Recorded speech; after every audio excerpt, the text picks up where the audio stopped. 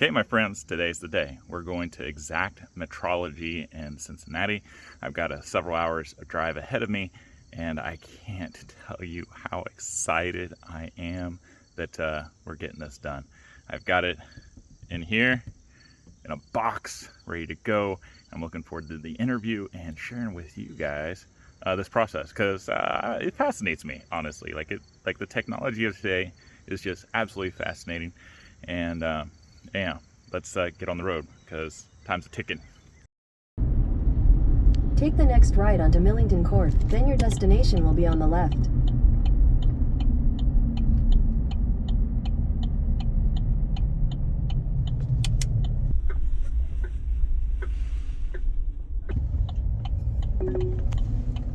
Your destination is on the left.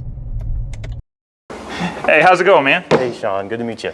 Good to meet you too, Noah. Man, I appreciate you guys working with me on this project. I'm so excited. A lot of my subscribers, viewers, and the people who purchase this kit are super excited, because oftentimes when this kind of stuff gets done, they don't really get an inside view of the process of how like a historical artifact or an item gets made, especially one that's kind of getting reverse engineered. And your guys' company, I'm so happy that you guys have this awesome equipment to actually scan this and get it down to like really fine detail. We're like living in the Star Trek age of production possibilities. That's what we're good at. So really quick, Exact Metrology. Metrology, yes. How long have you guys roughly been around? About 15, 20 years. We used to be just a sales team selling arms like these and other equipment. And then we moved on to service because we decided more people needed to actually see how it worked. Yeah. They saw it and thought, well, we don't really know how it works. Can you show us? And they thought, well, we could actually do work with these, pieces of equipment. And then it kind of just grew from there. And now we scan everything from a grain of salt, Salt Lake City. We scan huge things, small things. We see through things. We do a lot of really cool 3D scanning and processing all that information.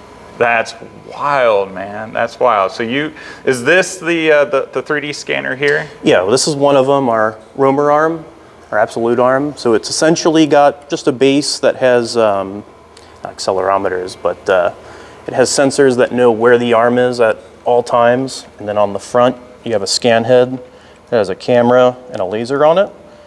And how it works is you'll basically throw it at whatever part we're scanning with, and it'll read how that laser refracts off of the part that we're scanning. And then we'll take those as points, and essentially it kind of works like spray painting. That's totally cool. I was honestly expecting kind of like a 3D printer setup where you guys would take these parts or something, and then you would have a machine, kind of like a printer, scanning it to see that. We do have, which I can show you later over there. Oh, really? Yeah, we have a robot arm with a scanner head on it. All right. So let's get to it, and I'll show you what we're working with. So this is the Preston Mess Kit or Cook Kit. They marketed it as the Mess Kit, but a lot of people will yell at you if you call it a Mess Kit, because you cook with it. Right. And this is the cap. Now, the original did not have the screw top, and this comes from like a 1910s, 1920s canteen, right. So it still fits in within the era and everything. And we have the fry pan here. Now, there's some really fine details to this. I'm so glad that you guys are actually able to take care of, like this part here with the wire to lock it into place, which is really hard to explain to people who's never seen one. And then, your basic plate, the canteen, and the cup. Now, the canteen and the cup, talking to you guys, we're going to flatten it, because a lot, even me, it's a little wobbly. Right. So if you set this down on the ground, or if you want to like boil water in this to purify it, you set it in a fire, there's a good chance you're going to ruin your sideways fire. And it's right. It's going to spill out. And then we have our cup or pot with the folding handle that locks into place there too. Sweet. So yeah, this is a really cool piece. Not very many of them out there. Invented by a guy named Preston, who was an Army officer. And it didn't go over well in the Army, but on the civilian market for like the really affluent, it became a thing. When aluminum was very expensive at the time. Exactly. So Abercrombie and Fitch actually had it in their catalog. Before Abercrombie and Fitch became like this popular clothing brand, back in the day, it was outdoor equipment. And they were like the elite of the elite, or the REI, if you will, of camping stuff, not the Walmart. Okay. Yeah. All right. So yeah, so those are our pieces and everything. And I'll move the camera so we can get a better view of how you're going to set this up, and we'll record you scanning it. Yeah, we'll start scanning some of it. All right, man. We'll scan everything individually, and we can pretty much piece together every individual 3D model, but I'm going to scan it all together, just so when we do take each individual scan, we can overlay those with the fully assembled model, and we can have, it's basically essentially fake X-ray, like fake CT. We can see the inside of everything as it would be assembled all together, because we have the full scan position where it would be. That's cool. So, but first we'll just do each individual part. At first, I'll have to scan it in sides. So I have to pick up what I can see here, and then when I flip this over, it won't really know where it moved in space in relation to the arm, but I can do a new scan, essentially having scan 2, and then I can bring them together and be like, oh, this is where we flipped over, and it'll zip it all together. That's cool. I'll go ahead and start. It shouldn't actually take too long to pick up all these. Here's that laser I was talking about, the blue one, and then the red box is just kind of showing where the area in which you can pick it up. So if I'm too far out, you can see this turns red or blue. The better it's in focus, it'll turn green up here. So there's a happy zone where you want to actually pick it up, pick up data at. Like I said, it's just like spray painting.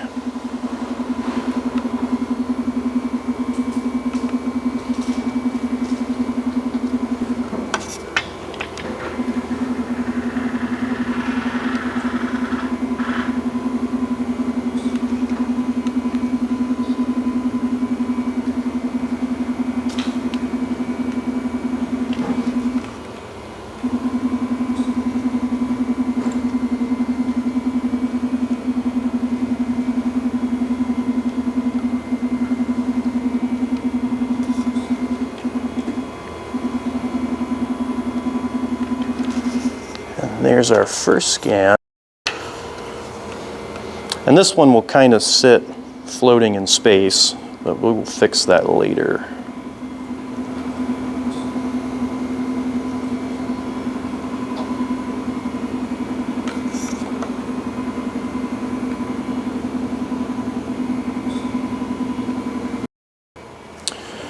So now that I have those two, presume you're up on the screen. You got those two kind of floating in space, and go ahead and tell it, hey, these are two different scans, and we're doing a point pair alignment. So I'm just picking 3 kind of relative locations on both of these models, and I'll kind of pick on the top here in a square.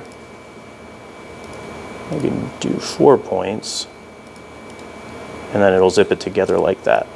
Oh man, that is cool. And then there's some. It even picked up the seam on the very bottom, which is really fine. And let me knock out, there is some reflection from the table probably. It is still a laser, it does bounce around a little bit. But so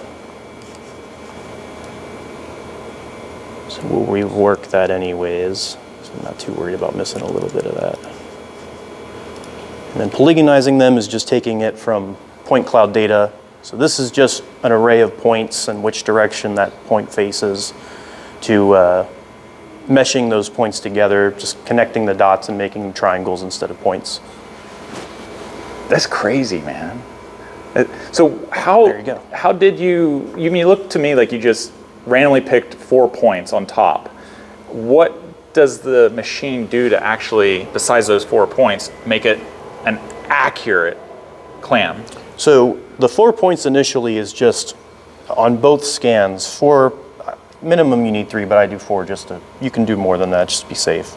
You do 4 on both scans, and that's just the initial like pre-alignment. So that's just to get it roughly in the position where both of them were to line up. And then it goes through and kind of finds alike features, like it'll see even how the weld is and see, oh, well, the weld is, there's a little notch here where this weld kind of stuck up. I can see that in both scans, and it zips that together. That's totally cool. That is so sweet. And we'll do that on pretty much all of these that we'll have to flip over. And we'll even have some where maybe I'll scan this in the position where it's outwards and locked up, just so we know how far everything moves. And you'll see, you'll kind of have 2 of these in the same scan in a way. So we can see just the minimum and maximum, how far this is open and closing, and making sure we're all lined up. Now, from a material standpoint, when you scan this as an engineer, will you be able to actually go in and see exactly what gauge of aluminum was originally used too? It'll pick all that up. Yep. So we will see both sides of it, essentially. It's not just going to be one side. So we'll see even that lip there, and you'll be able to see how thick that is. Or if you wanted to take a position from here to here, we can see that. That's cool. That's awesome, man. Cool stuff. No doubt. All right. That's the first one, and we'll save that out.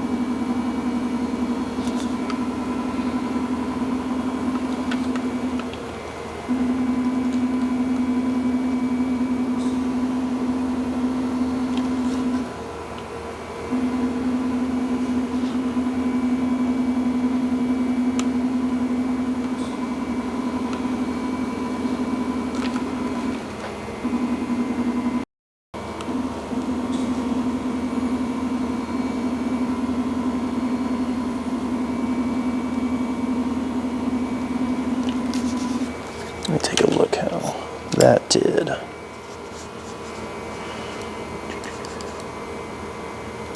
Try to get a little better right there.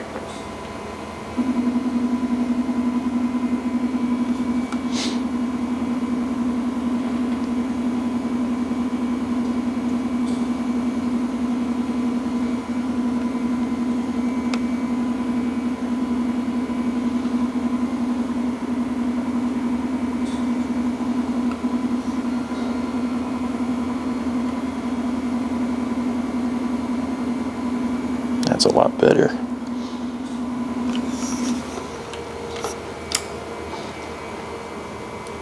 Yeah, sometimes with the between the distance of the laser and the camera, it can be kind of hard sometimes to get in between these little cracks here.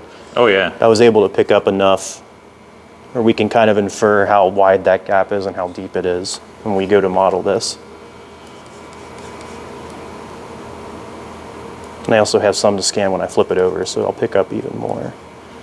You can see even the little dents and things in here. I mean, we won't model those in, but it's just cool that you can see all that.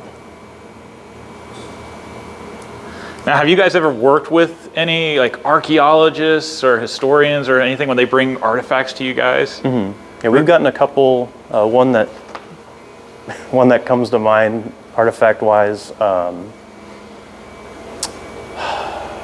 I can't remember. It was a fish fossil, but a fish fossil that I believe was found in. I think it was found near the Dead Sea. It was forever ago. Really? We had these people come in, but they had dug up the ground and actually put it in a box, and they wanted to scan this. And it was a fossil of a fish that was extinct forever ago, and they wanted to just have it for archaeology reasons. It's just a backup. Yeah. We do a lot of artwork too that's really cool. Like we have downtown, Cincinnati, all of the ballpark statues. We work with artist Tom Suchiya, and he makes all of these like clay statues that they turn into bronze. So most of the statues downtown he's worked on and we've scanned. I can show you a picture of, we have like a news article over there of all that, if you want to take a look at that. We've also, probably back in 2018, 19, we had one of our guys, he took a mission trip to, do you remember Hayden? Predates me. South America, I believe. Yeah, he took a mission trip somewhere in South America, and he was on horseback for 2 weeks with a scanner in his backpack, and he scanned some really ancient, like, stone carvings and brought those back. We uploaded those. That's sweet. So it was he has a lot of pictures. I probably find that too if you want a camera picture of that. But so I'm a teacher by profession, right? My school year's getting ready to start off. And I always like to tell students, different career paths, right? So if a student sees this, or someone, it doesn't even have to be a young kid, could be an adult, what kind of education is the path to do this really cool work that you guys do? Personally, I think metrology is still, I wouldn't say it's infancy, but it's in its teenage years. So there's still a lot of new things coming out that are really cool, and there's a lot of learning of new softwares. I mean, when I first started, I'm learning brand new software, not even touching the software I used when I first started. Yeah. And I started with mechanical engineering design. I have a 2-year degree from Cincinnati State, and then came over here after a co-op and stayed here for 6 years, and I'm still here. Nice.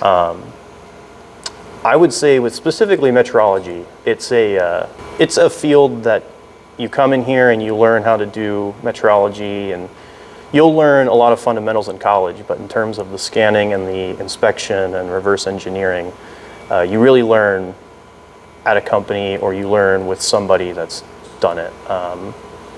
Because it is still niche, and it's still in its teenage years. Not everybody's proficient with everything at it still. But I'd say mechanical engineering is the first start to getting into something like this, and it's really cool because it's very different. Yeah. It's a whole different engineering field that I can't compare it to anything else. I mean, you could say measurement, but it's just a measurement, but rocket science. Right. So for something like this, if you didn't have this kind of equipment, how long would it take an engineer to reverse engineer that, to actually take all the precise measurements, the curvatures, and even then, would the curvatures actually be 100% accurate? Would they kind of be a rough idea? I would say it would take more time than what we're doing, obviously, but there would be a lot more inferring of what everything is angle-wise and how everything was intended to be made. We can kind of go and even adjust our model and pull flex out of a part and get an actual measurement. If you're measuring, if this is flexed half an inch, that measurement of the length total changes. Yeah. And we can do that virtually and straighten it back up. And then after that, pretty much it's just rebuilding everything from the ground up after we just did 3 minutes of scanning, 5 minutes of scanning, versus sitting here with a pair of calipers or pie tape and hours of work that you'd have to do just for something small, just like that little frying pan. That's cool. That's awesome, man. Very cool. All right, Noah, man, this is fantastic, dude. I'm really excited about this and seeing it on the screen. I know all my viewers and everything are going to be geeking out over this stuff, and like I said, just living in a time where you can take an artifact, like what you said, even if it's a Hall of Fame item or maybe a musical instrument, and have it scanned, and we as modernists, our contemporary eyes, can view somewhat the brains behind it as it's popping up on screen and getting that precision, forever and all time. It's a great time to be alive, and it's awesome that your guys' company is here in the Cincinnati area making this possible for me. I don't have to travel too far. I don't have to ship it away, and I'm sure if there's anybody out there who is looking for a company to do something similar, even if it's for the sake of like a family heirloom, it's cool that you guys are willing to work with individuals, not just companies. That way that sacred object or whatever can be saved for eternity, man. It's cool to see this piece of history and actually preserve it and keep a footprint of it, and like you're going to do, recreate it. That's awesome. Thank you, man.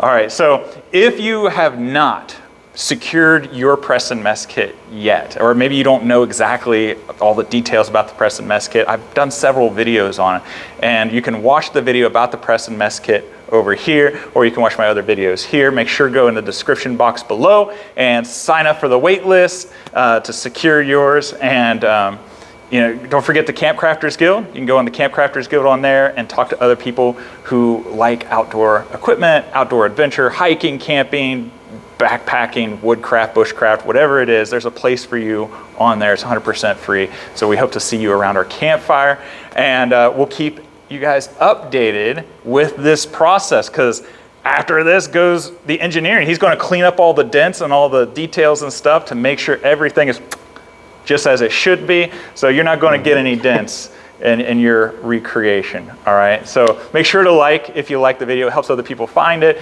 and we appreciate it as well. Again, if you'd like to see the video about the Preston Mess Kit, check it out here. If you'd like to see the playlist of the other stuff, check it out on that side. I hope you guys have a wonderful week. Give a kiss and hug to your loved ones, and we'll see you guys next time. Take care. Thanks, brother. Thank you.